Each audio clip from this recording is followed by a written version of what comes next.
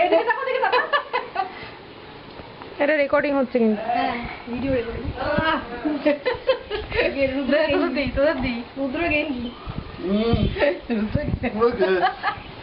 ওই দেখ এবার লালটা ভালো লাগছে উইথ মাংস হ্যাঁ খাওয়া হয়ে গেল আর যাইবে না তাই মাকে গান না আয় তোকে দি আয় ওকে দি বিয়ের কাছে দে তোর কাছে